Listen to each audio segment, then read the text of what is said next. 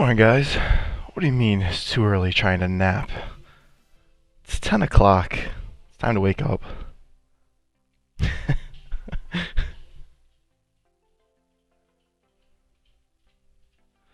Eric. Hi, Downey. Hi, Hike.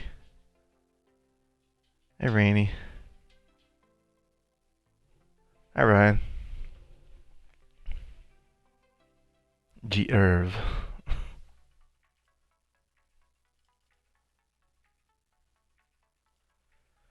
So, big thing glaring at you, or what you should be taking a look at when you sign into Classroom, due today before midnight, is your DNA sheet number 23. You guys should have 3 answers on that DNA sheet. We're going to do number 3. And once you're done, and once you feel like you're confident in what you answered, go ahead and rate yourself, and then submit that sheet. I'll take a look at it whenever you submit it. Alright? She's napping right now. But good. Thanks, Eric.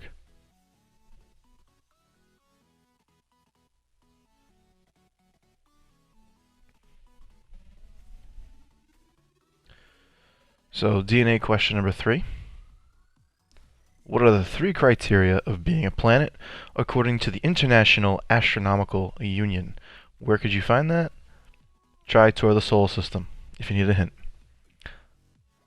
I'd be napping right now too, huh?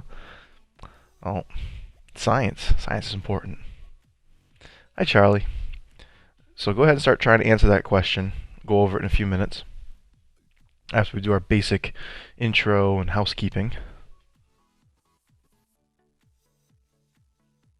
So your DNA sheet, number 3, due before midnight. Today we'll review again Tour the Solar System, go over the rubric, go over what's expected of you for today, and then at the end of this assignment, again, we're just focusing on research. I'm giving a lot of time for research, and even into like over the long weekend, you guys can be working on research if you want to add more information. Okay? And we're going to start working on slides next week. Alright, so don't start thinking about slides just yet. I had a couple questions. People asking me, when are the slides going to be due? Or when does the screencast have to be done by? Don't worry about that just yet. Worry about getting your research done, having a lot of good points in those boxes, maybe more than just 1 or 2 points in each box. Alright? Hi, Troy. What about number 4? You can delete number 4, or you can just leave it blank. We're only doing 3. It's a short week for you guys. We'll have our quiz tomorrow. We do not have DNA number 4. Saturdays are for the boys. Well, that means you got Friday and Sunday too, Rainy, to work on some research for Uranus.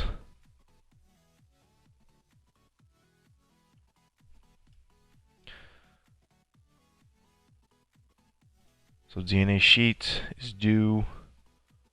Actually view the assignment. Pull up a blank DNA sheet.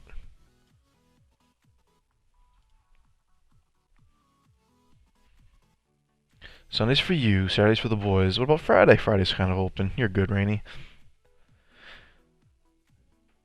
So, DNA sheet. Again, we're only doing 1, 2, and 3. So this is today. Number 3. You can leave this blank, or you can 2-finger click on your Chromebook, or right click on a PC. Delete row. All set. Alright, you only need 3. The points on the sheet was out of 5. I have to change that. It's going to be out of 4. 1 point for answer in detail. 1, 2, and 3. And then your rating. Do not forget your ratings. Some people did really well on their sheet, but didn't rate themselves. Give yourself a rating. Working from home, distance learning is not always easy, so don't shortchange yourself by not giving yourself a real rating. Alright? Nothing is necessarily needed here this week. It was just there for a reference for following weeks. I don't think we had any notes to take besides our answers.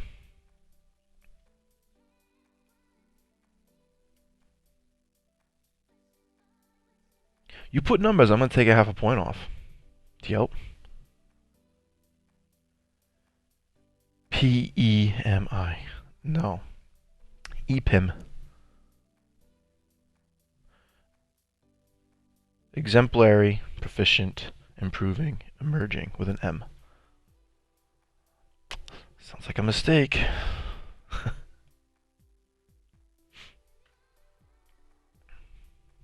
Yes, your rating is EPIM.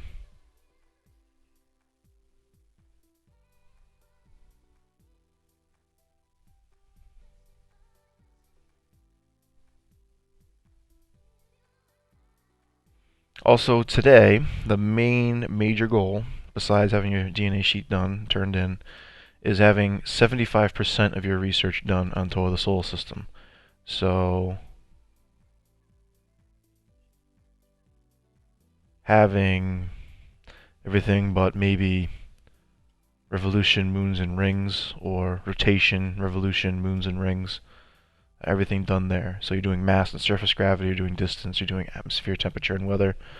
I think these geological, meteorological boxes right here, these four that I just highlighted, there's a lot of information that you can find on that.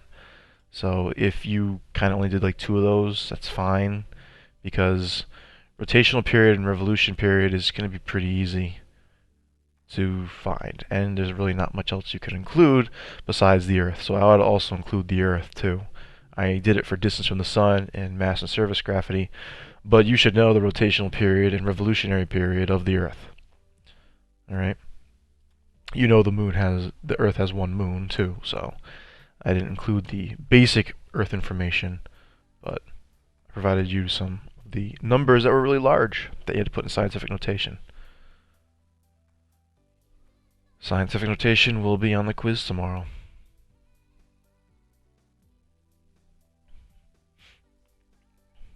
What's your shortcut?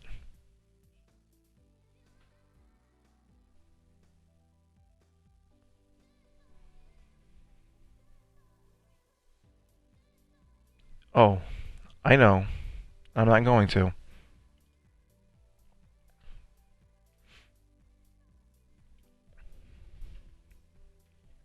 Troll.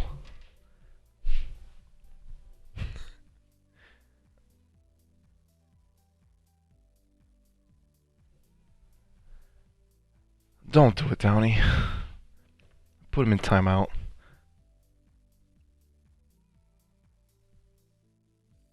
Hi, Josh. I saw your remind.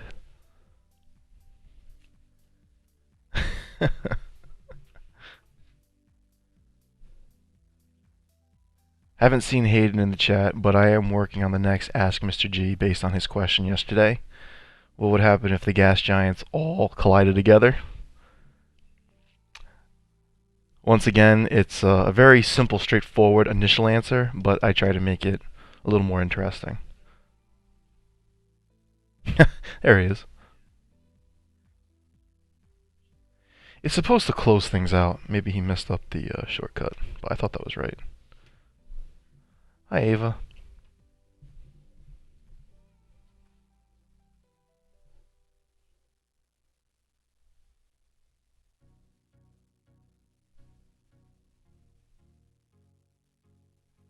Alright, you guys ready to go over the DNA? And then we'll move along.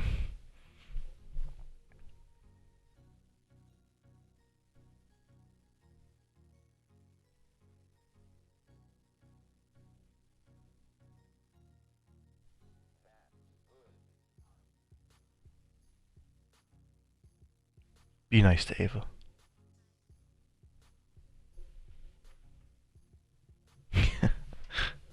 Alright. So, the 3 criteria.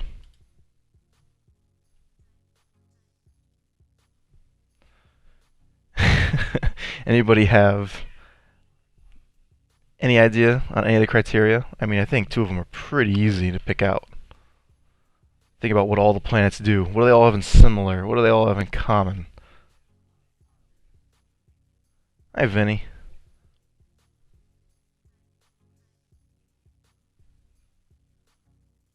Spherical under its own gravity. Good hike.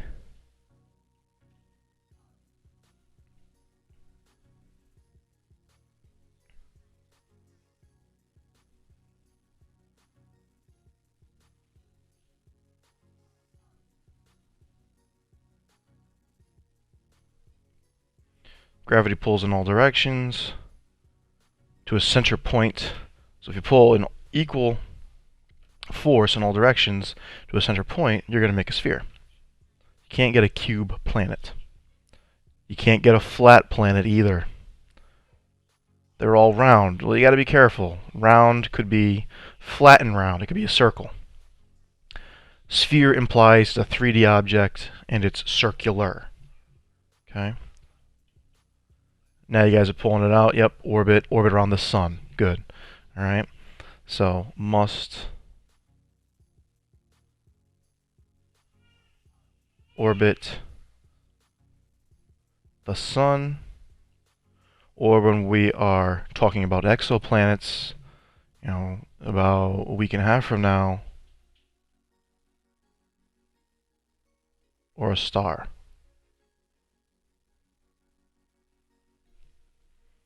See, that's a flat Earth because it's 2D, it's on a screen in chat from Eric, not spherical. You gotta be careful. Minecraft says otherwise. Okay, Minecraft also exists all in blocks. There are no spheres. Alright, so the last one now. So it must orbit the sun, must be spherical under its own gravity. And this is the last one. Think about the orbits of the inner planets, think about the orbits of the outer planets. Why is something like Ceres considered a dwarf planet when it's similar in size to Mercury? It's smaller, but similar. Why is Pluto about the size of, again, Mercury, a dwarf planet? So we have two famous dwarf planets, the most famous being Pluto. And then Ceres used to be an asteroid, but was upgraded to a dwarf planet based on this definition in 2006. Where do they belong in the solar system, if you've heard me say it before? Area around it needs to be clear. So you can't have other objects orbiting close to its orbital path. Right? You need to be separate from something else. So good hike. Okay?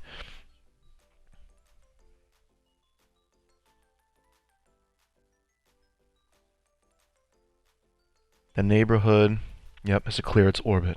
The neighborhood orbit needs to be clear of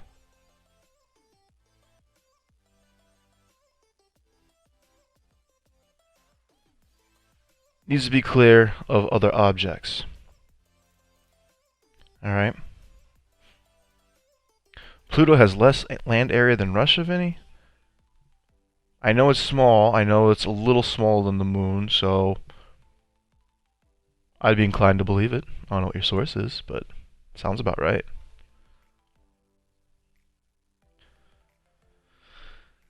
So good. These are the three criteria. These are the three I'm going to ask you about tomorrow. Alright? Kind of use some of the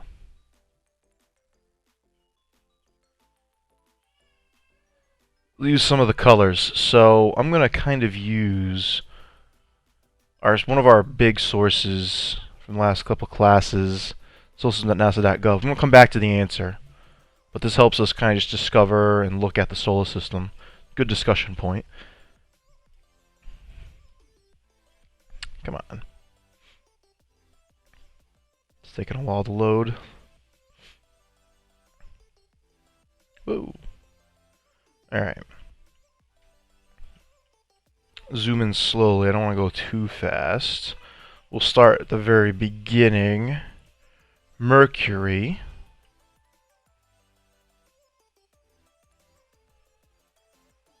Oops, traveling to Mercury. Okay. Mercury, is it spherical? Yes. Does it orbit the sun from what we saw before? Yes. Are there other objects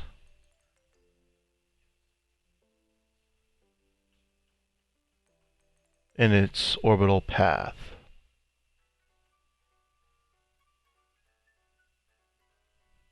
You have a probe there, a probe there, a probe there.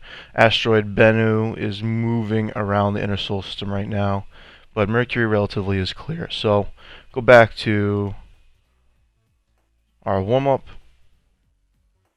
Mercury passes there, Mercury passes there, Mercury passes there. Mercury's a planet.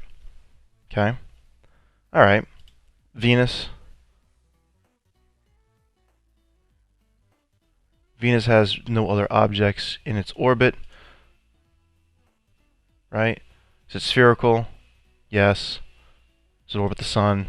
Yes.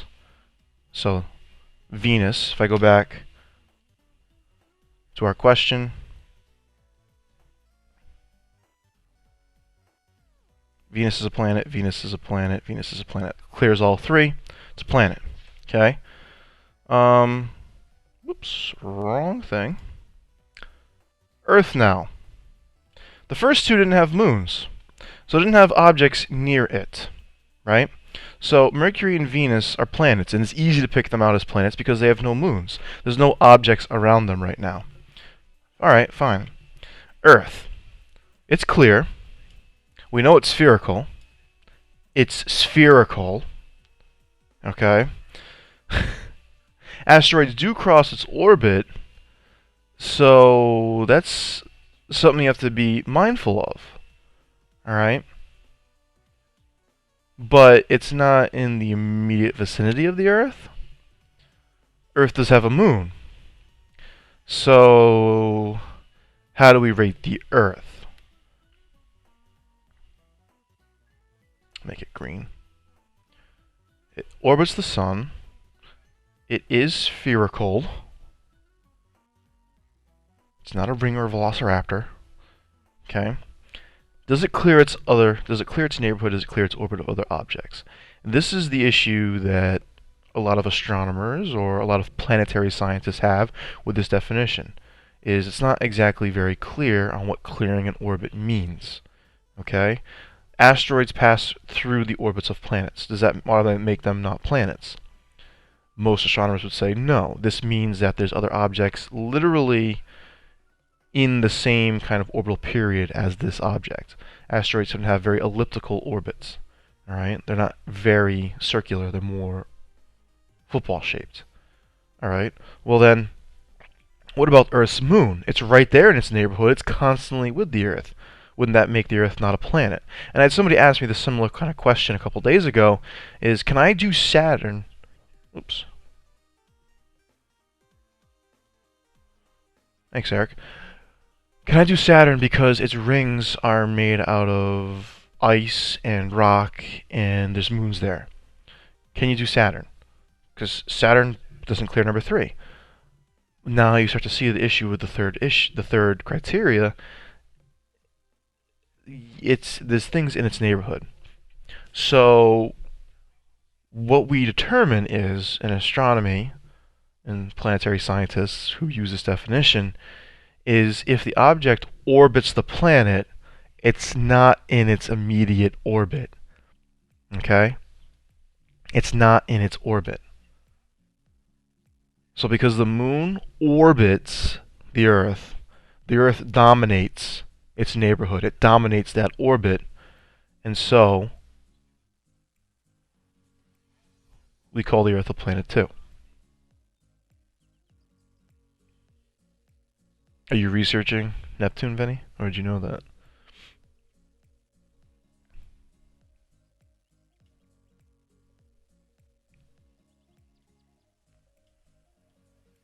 Mars sits near the asteroid belt, but again has a relatively clear area, spherical, orbits the sun.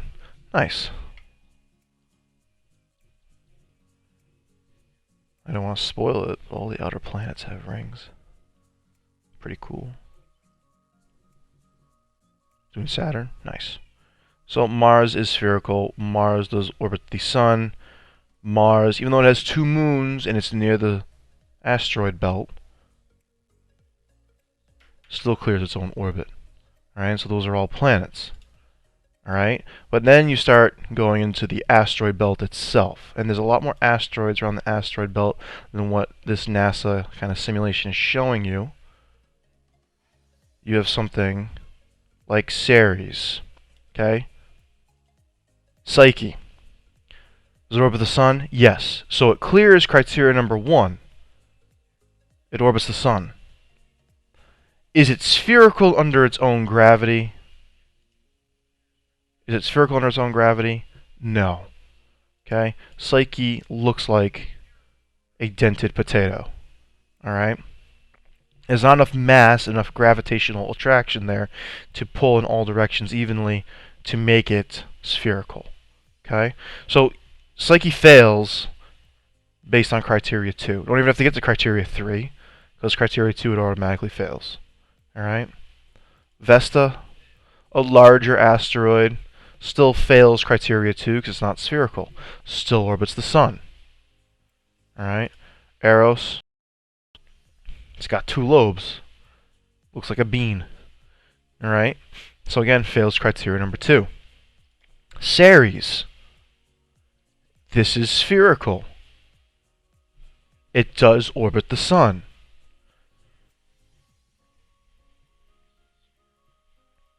So Ceres is spherical. It does orbit the sun. So it passes the first 2 criteria. Looks like a football after Brady uses it. Nice. Gonna trigger all the Patriot fans. The neighborhood needs to be clear of other objects. Does Ceres clear its orbit? There's thousands, millions more objects in this asteroid belt, but it's already following almost the path of Psyche, which is kind of following already the path of Vesta. They're already in this line. There's multiple objects in this line. So we say Ceres does not pass criteria 3. Ceres is not a planet.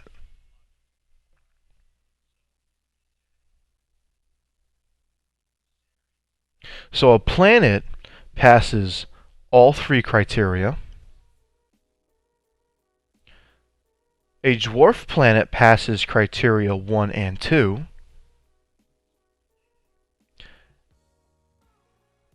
And an asteroid passes number 1.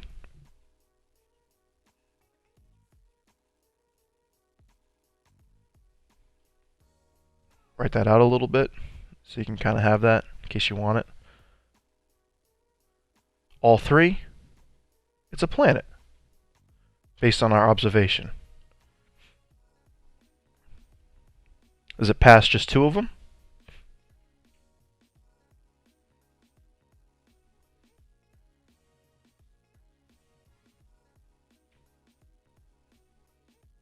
It's a dwarf planet. So if it's all 3, it's a planet. If it's just the first 2, it's a dwarf planet. Ceres is a dwarf planet. It's the closest dwarf planet we have. Alright, so the rest of the solar system, we have the asteroid belt here. We zoom out. Jupiter. Jupiter's an interesting case because it does control 2 bunches of asteroids in the asteroid belt called the Greek asteroids and the Trojan asteroids, named after the Trojan War, right? Those asteroids sit at points where gravity is equal between Jupiter and the Sun in a triangle, so a little bit of geometry. So Jupiter, while those objects are in the orbital path of Jupiter, or near the orbital path of Jupiter in the asteroid belt, Jupiter controls them gravitationally. So if an object controls another object by gravity, then we say that, as astronomers, it dominates that neighborhood. Okay? Saturn, again, even though it has those massive rings, it controls those rings and it's formed by gravity. It's also formed by the gravity of its moons. Saturn's got 60-some moons. I think that number is going to be updated soon to like 70. Saturn has moons that are inside the rings, so those of you doing research can kind of talk a little bit about how the rings form, because they're going to be the biggest thing. I don't want to give off too much information, but those rings can be shepherded by moons, like the little paths in the dark and the light parts are all made by the paths of moons going around Saturn. Okay, 62 plus, yeah. Most of the moons of Jupiter, Saturn, Uranus, Neptune, especially Jupiter and Saturn, are captured asteroids based on their appearances. Mars as well.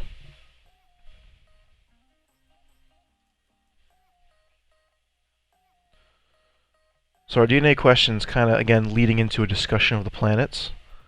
I'm not going off topic because this is kind of helping you for, hopefully, tour the solar system and your DNA. So here's Mars, right? I know a few of you are doing Mars. Different locations of missions and surface features, right? I don't know if it's got a picture of the moons. Double moons. Mars has 2 moons named Phobos, Deimos. I don't know if they have pictures of them. I guess not. Thought they would. Pictures from Viking.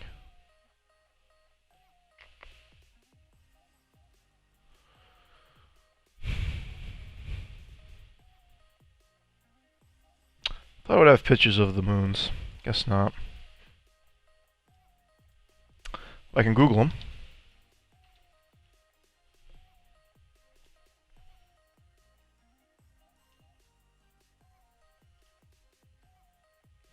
Here's Mars' moons.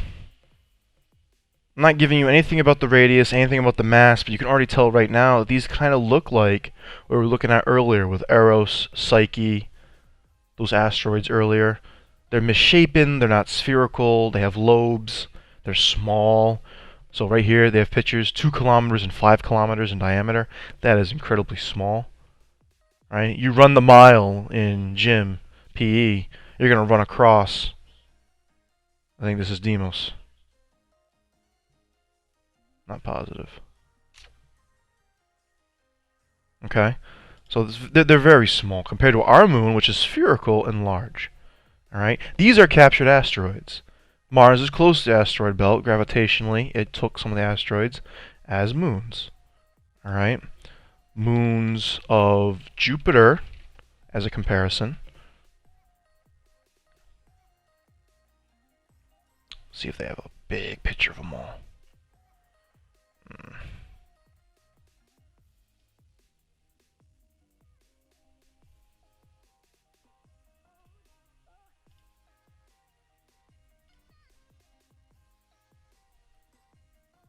So here they are according to scale. Jupiter has the larger moons, Io, Europa, Ganymede, Callisto, but then it has several asteroid moons, almost 50 in number, 60 in number, along with these 4. Okay? Saturn has Mimas, Enceladus, Tethys, Dione, Rhea. These are all spherical except for Mimas. Hyperion, Phoebe. These are tiny, misshapen moons, except for Titan, Enceladus, Tethys. Okay? Uranus, look at the small Puck is, and then how misshapen some of these others are. Nereid, Proteus, and Neptune. Triton is spherical. It's just a bad picture right there. It's in a phase. It's in a waxing gibbous. Alright? So, some of these moons, and the ones that have large numbers like Saturn and Jupiter, they're going to have asteroids. Okay? Mars is right here. They're so small comparative you can't even see them. The tiny, tiny little pixel. You like the edge of my cursor?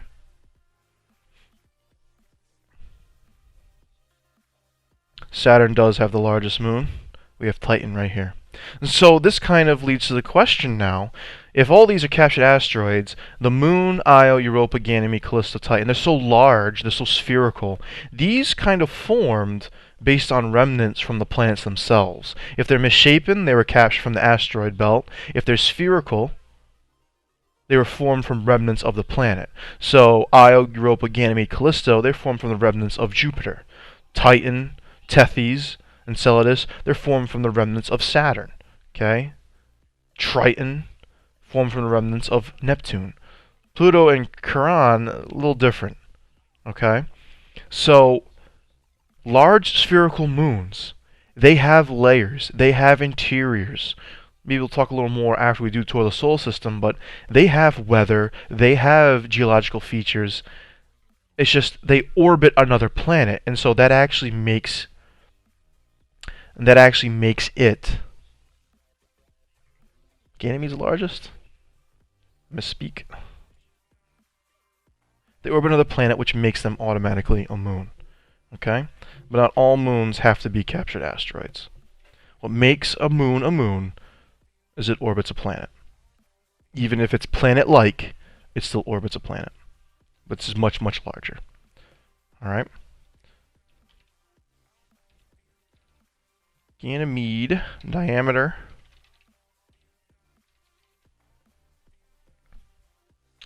doesn't give us in the kilometers, but 3,200 miles.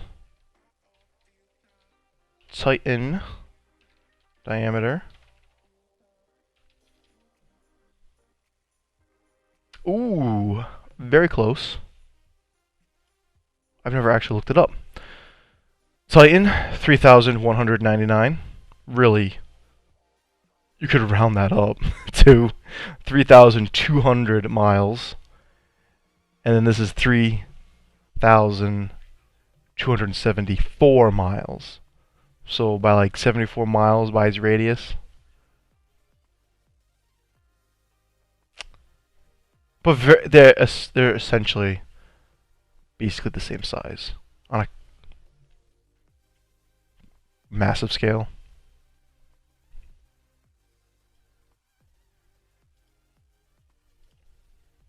Alright. So I just wanted to use this definition of a planet to kind of take a look at some of the other planets in the solar system, because one, it helps you understand this definition, how astronomers use it. Also, help you look at some of the objects in a solar system, get a better idea of how the solar system is organized and what these objects are as you're kind of researching them. Okay? You're going to find very, very large numbers. Those numbers are going to be provided to you in scientific notation. If it's something like the diameter of a small moon, you're going to have it given to you in normal notation. But I will quiz you tomorrow on providing me something in the thousands in scientific notation. Alright, or putting it into standard notation. Alright, you shouldn't need a calculator on the quiz doing scientific notation. Alright? So this is our DNA answer. A planet must orbit the sun or a star. It must be spherical under its own gravity.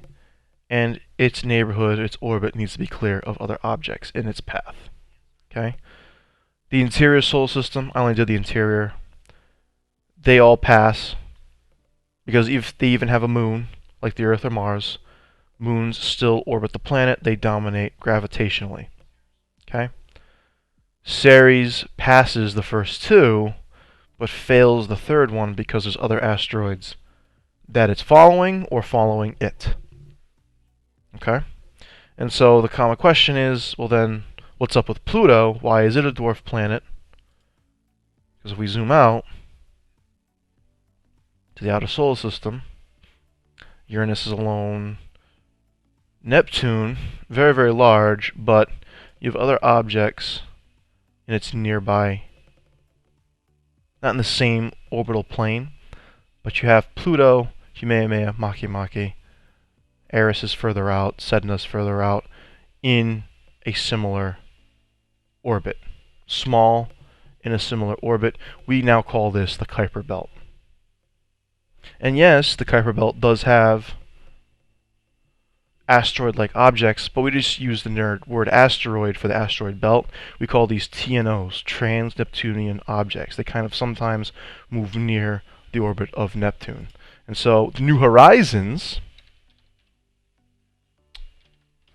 went past Pluto and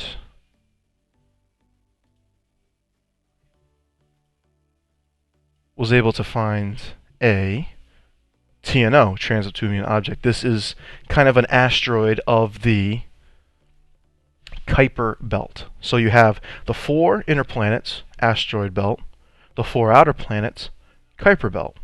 So the belts divide the planets almost, right? And so it scanned, it took pictures. It's 2 lobes, has a bright neck, so new material is on the surface there. What astronomers and physicists think what happened is these two objects came close together but didn't actually collide, and under gravitational attraction, they kind of orbited each other in a binary orbit to the point where they finally, slowly though, made contact. So this would be called a contact binary. These two objects slowly touch, and then they kind of fuse together under the impact. So not a direct collision.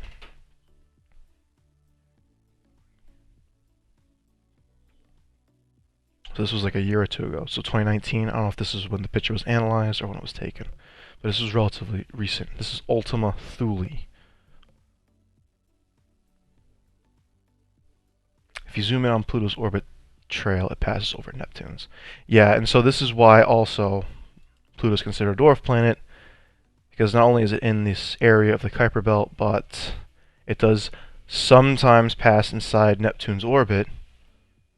And also, though, look at this. All the planets exist on a very similar plane called the ecliptic. Pluto comes in at a very strong tilt in its orbit around the sun. We have New Horizons in the way.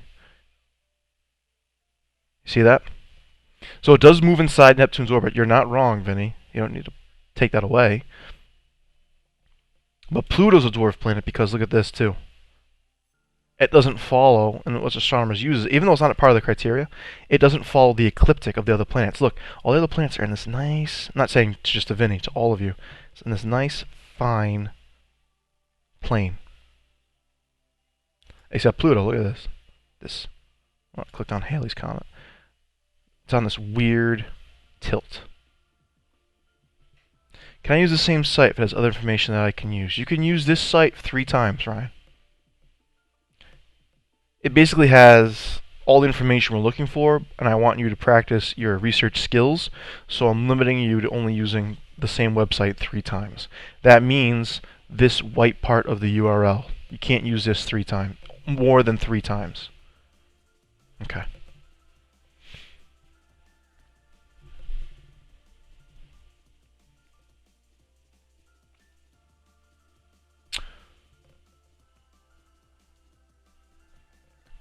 So back to our agenda quickly. Day number 3, we reviewed a lot. We discussed it. All right, kind of went into the solar system itself. All right. Review of the rubric and objectives of Tour of the Solar System. It's kind of what we'll focus on next as you're kind of researching and asking questions. So you can't use the same URL more than 3 times. You can't use the same root URL, Rainy. Where is it? Solarsystem.nasa.gov is in white. You can't see it. Hold on. It's in white right here. That is a root URL. That is the source. Everything else you click on are pages from this same source. So you can't use the .gov more than 3 times.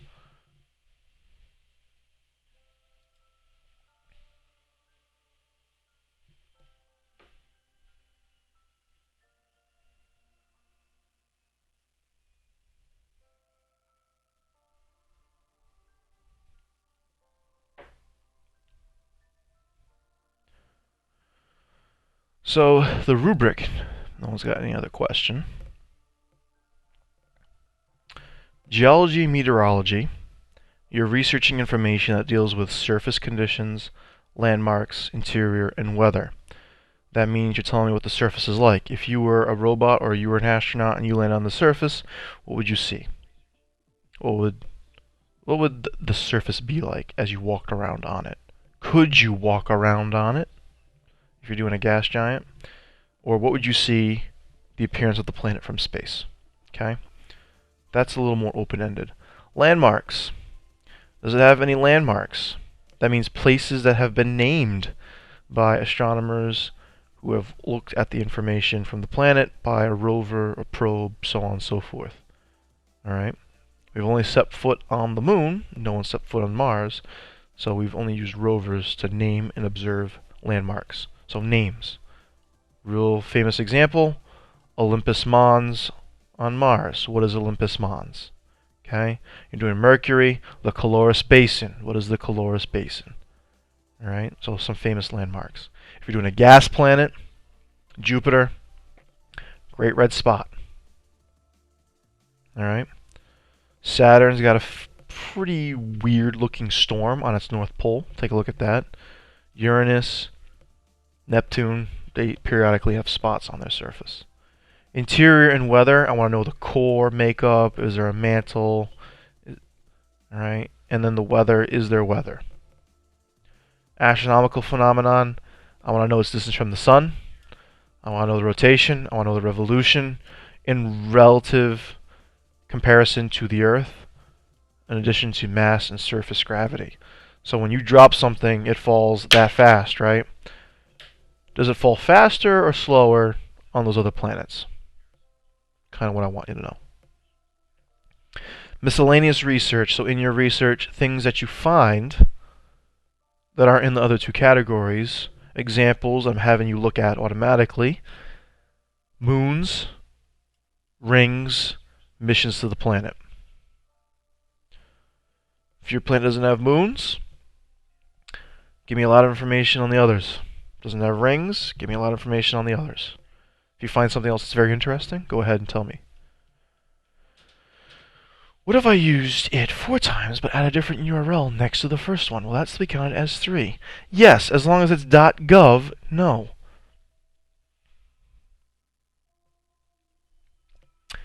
Is it solarsystem.nasa.gov, Eric?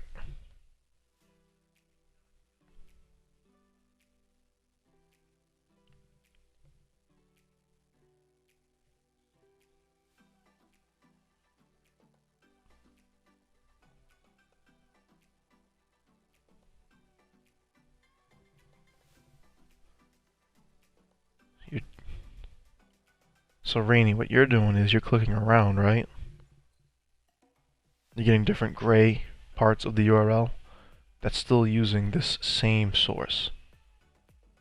Eric, make sure it's not solarsystem.nasa.gov. If it's other see this right here? solarsystem.nasa.gov. If it says like jpl.nasa.gov, you're okay.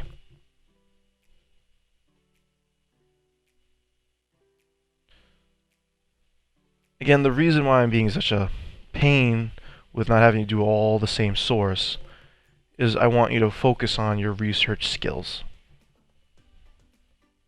I want you to be able to evaluate other sources, because this website could give you everything. It's not. So if this is different right here, you're okay. NASA does have other websites, but just make sure it's not something from that same route. Okay? It says for students, then okay. If you're stuck with sources, I try to give you some basic ones a couple days ago. Solarsystem.nasa.gov, NatGeo, earthsky.org. There's plenty of other places. If you have a question about if a source is legitimate, you can ask. You're all set. Good. Then do another assignment where we have to go to different websites to research. I need it for other ones. This is the assignment.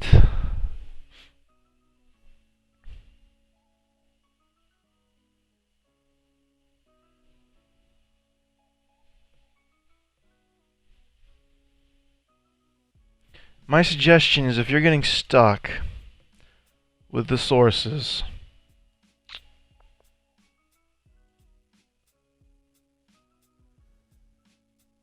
these last ones are pretty easy to find.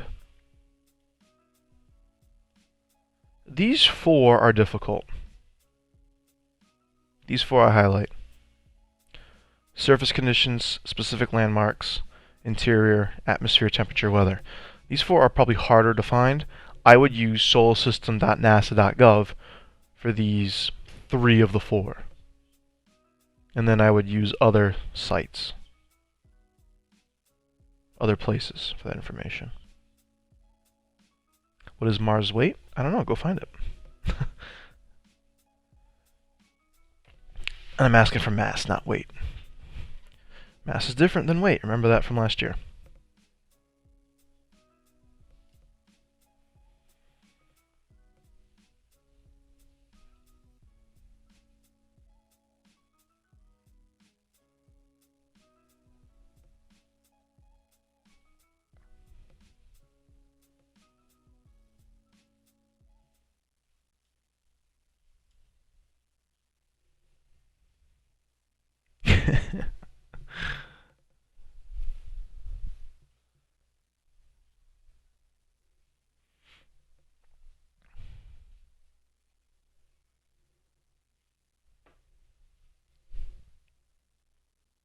See if there's any other questions by remind.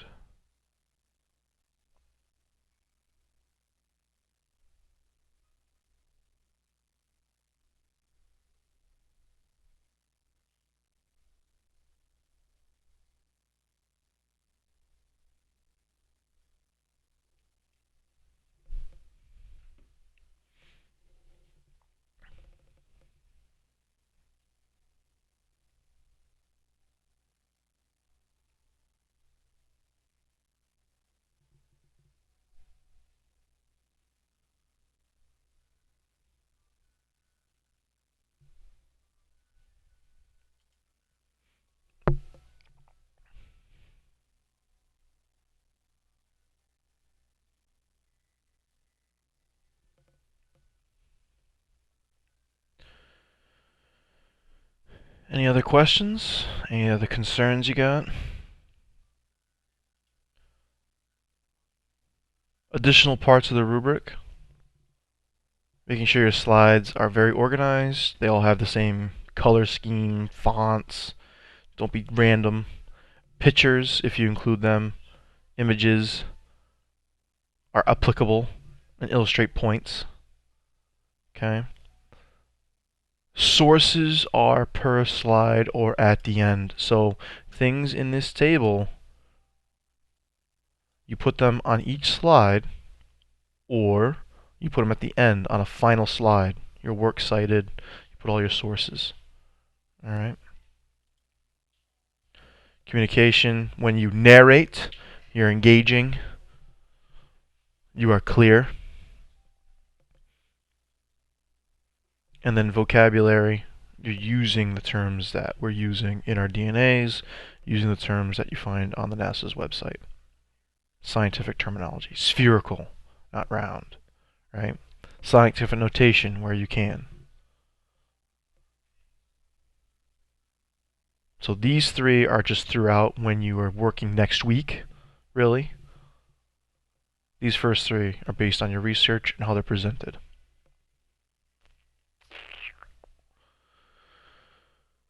Rainy, I'm concerned with my life. Well, you want to keep it private, you can let me know what's wrong with your life.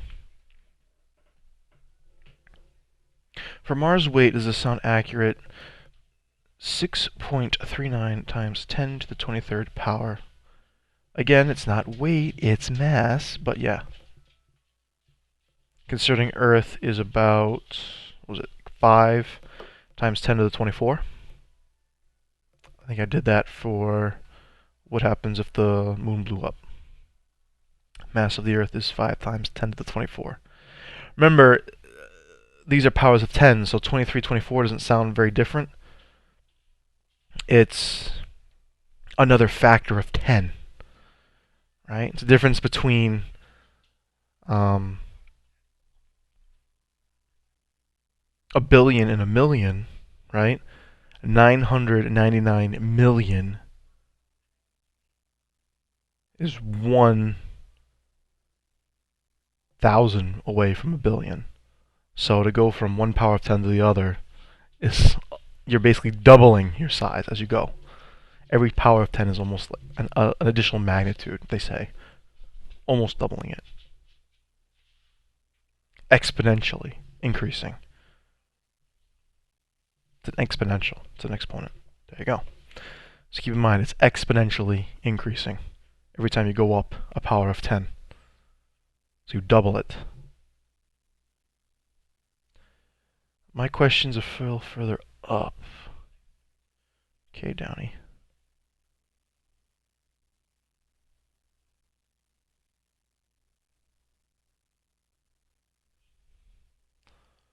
Question I got is you talking about Alt 4. It brought you to Google Docs. I didn't see anything else, Logan.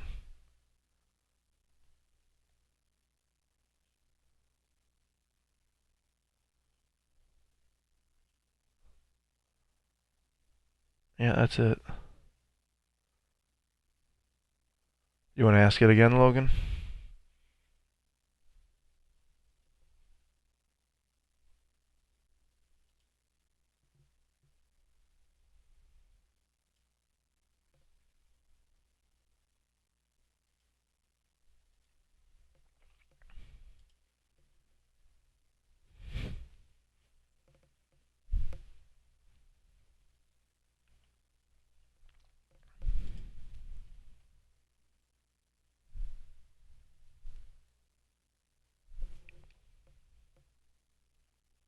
Okay. So, I dislike the other websites you gave. I'm sorry. I tried to help. Next time, I'll help everybody else except you, Rainey, if my websites are bad. Nat Geo wants your account. Well, you don't need an account to open up Nat Geo. What are you talking about?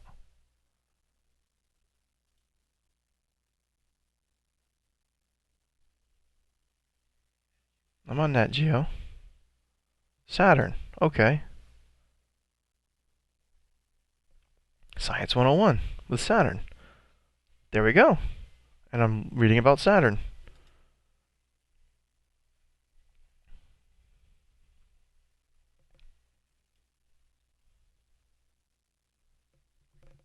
Earth Sky is a little more of just articles, so you kind of have to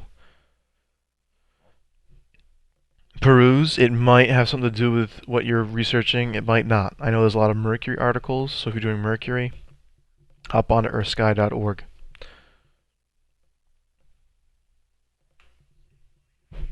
If not, like, you can find one more. The solar system. What other sources can we find? Solar.nasa.gov, Wikipedia, avoid Wikipedia, solarviews.com, .com, brain pop.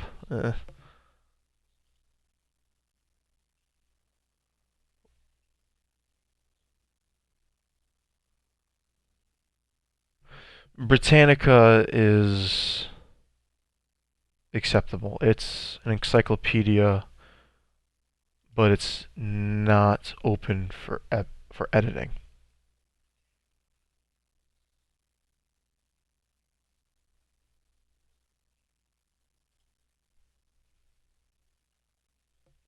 Hubblesite.org.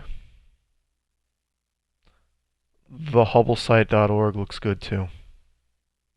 Ran by NASA through the Hubble Space Telescope, but it provides information on the planets. So go to hubblesite.org if you're stuck. I looked up the mass of Mars, and Google told me, but I can't find a source.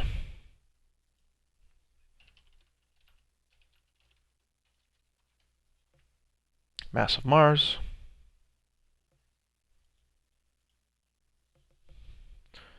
Usually, this means they pull it from Wikipedia.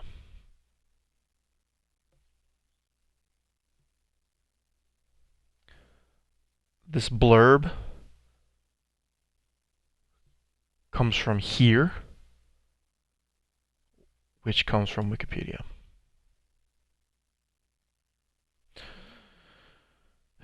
So, mass has a source.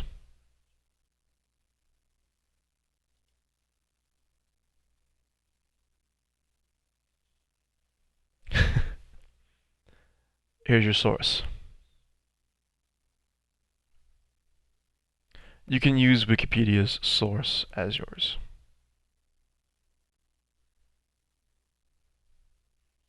It would be somewhere in this article, but they don't give you the full article.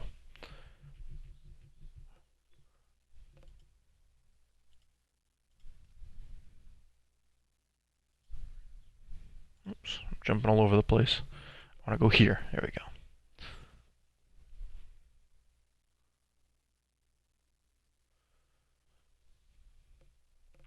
So I'm going to go over tomorrow. If you still got questions, you can ask through email or remind later. Tomorrow, we'll quickly just update our key term guide. We will then take DNAC number 23, week 23. It will be 6 questions. 2 questions will be about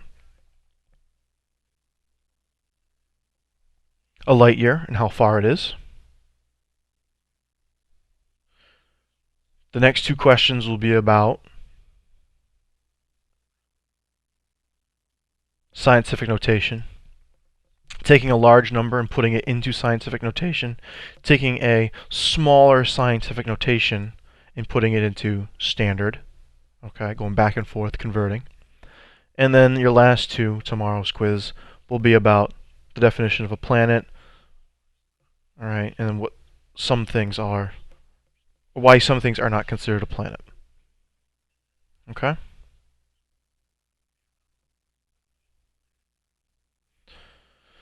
So that's the quiz for tomorrow. Make sure you have about 75% of your research done today, and then you can finish it up tomorrow. Or if you don't have it all done by the end of tomorrow, you gotta do it over the weekend. And then we start doing slides Monday to Tuesday. Okay? So don't be worried about the slides this week. Worry about slides next week. Worry about getting your research taken care of, asking questions when you come up with them. All right? Taking your time, finding good information. I want you to take your time, finding good information, and not rush through the research, because this is your foundation. If you rush your foundation, you're not going to have a good presentation of information. Okay? Couple last questions. Rainey says Neptune has rings. Yes, it does, but they are faint. What do you say? You say that there are rings and that they are faint. You go a little more in depth on maybe why they aren't as large as Saturn's, or why they aren't as reflective as Saturn's. What are they made out of? All right, I think that would be a good point of research. Bruh, you said it yourself. What do you say? There's rings and they're faint. Downey, I got 6.42 instead of 6.39 for mass. Depends on who you're asking, what organization, how they measure it. But I would round both numbers to the nearest tenth of that scientific notation, Downey. Right? And if you round 6.42 to the nearest tenth, you get 6.4. And if you round 6.39 to the nearest tenth, you'll get 6.4. So just use 6.4. Round to the nearest tenth. Scientific notation. Okay, your choice, Jake. Be easy to grade later.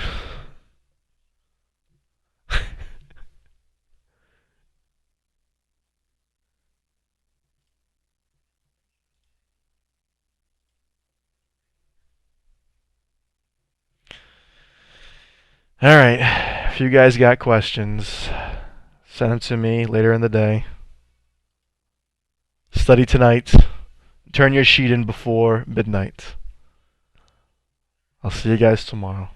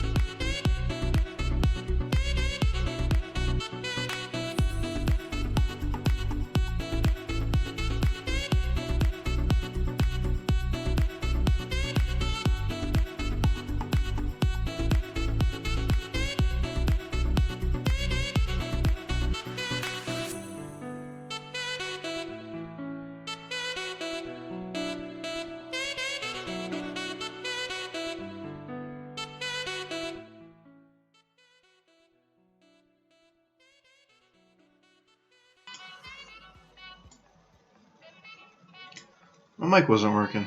Bye, Azra. Bye, Ryan. Bye, Hayden. Goodbye, Jacob. Bye, Charlie.